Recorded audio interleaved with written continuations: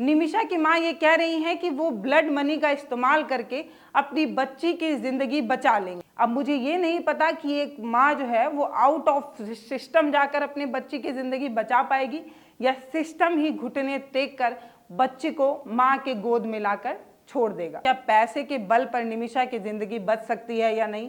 क्या निमिषा वापस आ पाएंगी या नहीं? मैंने एक रोती हुई माँ की तस्वीर देखी जो यमन जाने की इजाज़त मांग रही थी। वो अपने बेटी को बचाने के लिए बस कैसे भी यमन जाना चाहती थी ताकि वो अपने बच्ची की जान बचा सके। रोती बिलखती माँ बार बार ये गुहार लगा रही थी कि मुझे अपने बेटी के पास जाने दिया जाए, मैं अपने बेटी को बचाना चाहती हूँ। वो बेटी जिसको यमन में सजाए मौत की सज़ा मिली है, उसकी माँ भारत के कोर्ट से ये मांग कर रही है कि मुझे यमन जाने की इजाज़त दी जाए ताकि मेरे बच्ची की जान बच सके। इसके लिए वो तमाम दफ्तरों पर दौड़ रही है, तमाम दफ्तर, तमाम ऑफिस, सड़क, रोड, हर जगह दौड़ दौड़ कर, भाग भाग कर बस इजाज़त चाहती हैं। वो चाहती हैं कि उन्हें यमन जाने की इजाज़त मिल जाए, कोई भी बस उन्हें इजाज़त दे दे ताकि वो यमन पहुंच जाएं और उनके बच्ची की जान बच जाए। इस तस्वीर को देखकर मैं ये सोच रही थी कि अगर उन्हें किसी चीज़ की आवश्यकता ना होती, किसी इजाज़त की आवश्यकता ना पड़ती, तो अगर उन्हें किसी परमिशन की ज़रूरत ना पड़ रही होती तो शायद वो दौड़ कर, भाग कर, कैसे भी, लेकिन अब तक यमन पहुंच ही गई होती। लेकिन उन्हें ज़रूरत है एक कागज़ के टुकड़े पर एक छोटे से सिग्नेचर की। बस उसी ज़रूरत की वजह से वो आज भी यहाँ रुकी हुई हैं। वो बस रो रही हैं, बिलख रही हैं कि कोई उन्हें कैसे भी बस इजाज़त दे दे, परमिशन दे दे ताकि वो वहाँ पहुँच जाए। मुझे ये भी नहीं पता और शायद उन्हें भी ये ना पता होगा कि वो वहाँ पहुँचकर कुछ कर पाएंगी या नहीं, लेकिन बस वो वहाँ पहुँच जाना चाहती हैं। उन्हें ऐसा लगता है कि एक माँ अगर वहाँ पहुँच जाएगी तो शायद अपने बच्ची की ज़िंदगी बचा लेगी। आखिर ऐसा हो भी क्यों ना, क्योंकि हमारे समाज में कहते हैं कि माँ और बाप के आंचल से बच्चे पर आने वाली हर बला को टाला जा सकता है। यानी कि माँ बाप का अगर आंचल या साया बच्चों के ऊपर बना हुआ है तो कोई भी परेशानी बच्चों पर आ ही नहीं सकती। अपने बच्चे को बचाने के लिए एक माँ कुछ भी कर सकती है। बस यही माँ यही सोच रही होगी, मुझे ऐसा लग रहा था। लेकिन अब बात सिस्टम की है। सिस्टम के नियम और कानून इस तरीके से हैं कि एक माँ अपने बच्ची को बचाने के लिए बस परमिशन चाहती है, लेकिन बात सिस्टम पर आकर अटक गई है, कानून पर आकर बंध गई है। अब मुझे ये नहीं पता कि एक माँ जो है वो आउट ऑफ सिस्टम जाकर अपने बच्ची की ज़िंदगी बचा पाएगी या सिस्टम ही घुटने टेक कर बच्ची को माँ के गोद में लाकर छोड़ देगा, या इन दोनों में से क्या होगा ये मुझे अभी बिल्कुल नहीं पता, इसलिए मैं आपको नहीं बता पा रही हूँ। लेकिन हमारे समाज में ये कहा जाता है कि एक माँ दुर्गा, काली, भवानी, सरस्वती होती है और वो अपने बच्चों की रक्षा के लिए कुछ भी कर सकती है। लेकिन बात जब सिस्टम पर आ जाए, किसी नियम पर आ जाए, किसी कानून के बंधन में बंधने की आ जाए तो क्या होगा? क्या उस माँ को इजाज़त मिल पाएगी? ये मुझे नहीं पता और शायद उनको भी नहीं पता। क्यों? क्योंकि वो लगातार दफ्तरों पर दौड़ दौड़ कर इजाज़त मांग रही हैं, लेकिन भारत का कोर्ट अभी भी उनको इजाज़त नहीं दे पाया है। अगर खुद 7 समुंदर तैर कर जाने की बात होती या 7 पहाड़ों को लांघ कर जाने की बात होती तो मुझे लगता है कि वो माँ पहुँच गई होती और इस चीज़ में सफल रही होती। लेकिन बात है 2 देशों के नियम की और 2 देशों के बंधन की, जिसकी वजह से वो माँ पहुँच ही नहीं पा रही। एक माँ अपनी बच्ची को बचाने के लिए भारत के कोर्ट से परमिशन लेने के लिए दफ्तर दफ्तर दौड़ रही है, लेकिन कोर्ट ये कह रही है कि वहाँ जाना बिल्कुल भी सुरक्षित नहीं, बहुत खतरनाक हो सकता है। इसके बावजूद भी, ये सब जानते हुए भी माँ जिद पर अड़ी हुई है कि मुझे सिस्टम से लड़कर अपने बच्ची को बचाना है और वो सिस्टम के आगे गिड़गिड़ा रही हैं। अब आप सोच रहे होंगे कि वो माँ कौन है जिनके बारे में मैं इतने देर से भूमिका गढ़ रही हूँ, और वो बेटी कौन है, वो माँ कौन है जिसकी बेटी को सज़ा मिली है, वो लड़की कौन है जो 7 समुंदर पार गई थी और उसको सजाए मौत की सज़ा मिली। उसने ऐसी क्या गलती की जिसकी वजह से उसको ऐसी सज़ा मिली और उसकी माँ सिस्टम के आगे घुटने टेक कर गिड़गिड़ा रही हैं, बिलबिला रही हैं? वो कौन है ये आप सोच रहे होंगे, तो आइए जानते हैं तसल्ली से पूरी कहानी। तो जिस लड़की की कहानी मैं आपको बता रही थी उनका नाम निमिषा प्रिया है। वो केरल के पालका ज़िले की रहने वाली हैं। 2014 या उसके आसपास वो अपने पति के साथ यमन गई थी। फिर कुछ फाइनेंशियल क्राइसिस आने की वजह से, आर्थिक तंगी आने की वजह से पति और उनके बच्चे वापस आ गए थे और प्रिया जो है वो वहीं रह गई थी। उसके बाद उन्होंने वहाँ पर एक क्लिनिक खोली थी, जिस क्लिनिक को खोलने में निमिषा की मदद, निमिषा प्रिया की मदद जो है वो वहाँ के एक शख्स ने जिसका नाम तलाल अबो मेहदी था, उनकी मदद की थी। क्योंकि वहाँ के कानून के मुताबिक जो यमन के नागरिक होते हैं केवल उन्हीं को किसी तरीके की क्लिनिक या व्यावसायिक फर्म खोलने की अनुमति होती है, बाकी कोई और किसी तरीके का कामकाज वहाँ कर नहीं सकता। तो तलाल नाम के एक शख्स जो थे उन्होंने निमिषा की पूरी मदद की थी क्लिनिक को खोलने में। अब दोनों लोगों की काफ़ी बन रही थी, इसलिए क्लिनिक काफ़ी अच्छा चल रहा था।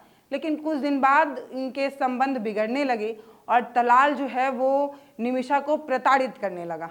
तलाल जो है वो निमिषा को किन्हीं किन्हीं कारणों की वजह से बार बार परेशान करने लगा और जिसकी वजह से निमिषा जो है वो तलाल से दूर जाना चाहती थी, लेकिन तलाल उनका पासपोर्ट जो है वो अपने कब्जे में कर रख लेता है। आरोप ये है कि जो तलाल है उससे बचने के लिए निमिषा जो है वो एक तरीके का चाल रचती हैं, एक तरीके का षड्यंत्र रचती हैं, जिसमें वहाँ की एक नर्स जो है वो उसकी मदद करती हैं एक योजना बनाने में।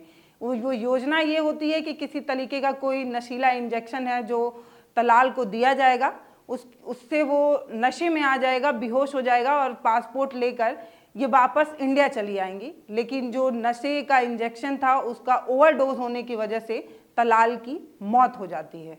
कई जगह पर यह बताया गया कि निमिषा मारने के इरादे में नहीं थी, वो सिर्फ बेहोश करने का इंजेक्शन लगाकर बेहोश करना चाहती थी और पासपोर्ट लेकर वापस भारत आना चाहती थी, चंगुल से आज़ाद होना चाहती थी।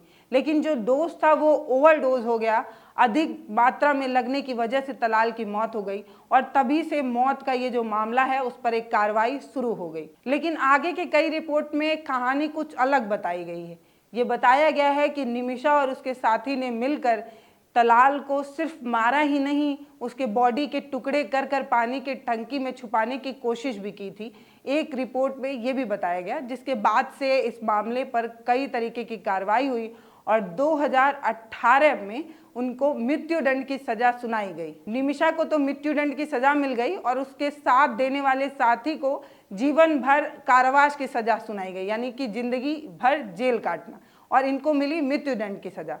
इस कार्रवाई पर मां ने एक पत्र लिखकर वहां के सुप्रीम कोर्ट से ये गुहार लगाई कि किसी तरीके की नरमी बरती जाए। उसके बाद कार्रवाई चलती रही और अभी कुछ दिन पहले वहां की लोअर कोर्ट के आदेश को मानते हुए सुप्रीम कोर्ट ने भी मृत्युदंड की सजा को ही बरकरार रखा।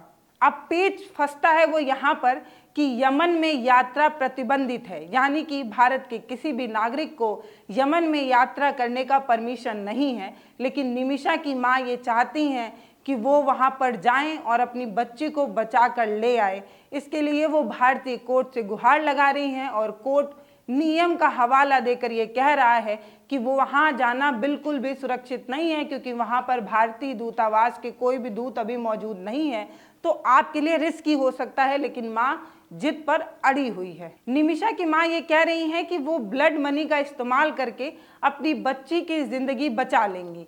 अब दोस्तों, आगे बढ़ने से पहले मैं आपको बताना चाहती हूँ कि ब्लड मनी क्या होता है। ब्लड मनी दरअसल एक तरीके का सुविधा शुल्क होता है। अगर आप किसी तरीके की कोई गलती अपराध कर देते हैं तो जो पीड़ित पक्ष होता है वो कुछ रकम जो है वो देता है पीड़ित पक्ष को, और वो जो रकम होती है उसे उस सुविधा शुल्क को जो है वो ब्लड मनी कहा जाता है। अब निमिषा की माँ ये कह रही हैं कि वो पीड़ित परिवार से मिलेंगी और जो हत्या या मर्डर जो कुछ भी हुआ है उसके लिए वो पैसा देंगी, और पैसा देकर दोनों पक्ष की सहमति को दोनों पक्ष जो है वो सहमति में आएंगे। उसके बाद जो अदालत जो है वो सज़ा माफ़ कर देगी। इसीलिए निमिषा की माँ बार बार ये रट लगाए लगी हुई हैं कि उन्हें यमन जाने की इजाज़त मिलनी ही चाहिए और ब्लड मनी के सहारे वो अपने बच्चे की ज़िंदगी बचा लेंगी, अपनी बच्ची को बचा लेंगी। अब मुझे ये नहीं पता कि वो वहाँ पहुँच पाएंगी कि नहीं, और यहाँ की गवर्नमेंट या यहाँ की अदालत उन्हें ये छूट देगी या नहीं, ये देखने की बात होगी। लेकिन पता नहीं क्यों मुझे ये लगता है कि इस तरीके की घटना यमन में ना होकर अगर इंडिया में यानी कि भारत में हो रही होती तो इस घटना को इस तरीके से ना देखकर, सजाए मौत की सज़ा ना देकर कुछ अलग तरीके का प्रोसेस किया जाता। क्यों? क्योंकि निमिषा की एक 8 साल की बच्ची है और भारत का कानून ये मानता है कि किसी भी निर्दोषी को सज़ा नहीं मिलनी चाहिए। तो मुझे लगता है कि भारत का एक पक्ष ऐसा भी होता जो ये मानता कि 8 साल की बच्ची की ऐसी क्या गलती है जिसकी वजह से उसकी माँ की ममता छीन ली जाए। ऐसे में मुझे लगता है कि अगर भारत में इस तरीके की कोई कार्रवाई होती तो दूसरा कोई विकल्प खोजा जाता, लेकिन अब जो होता वो देखने की बात होती।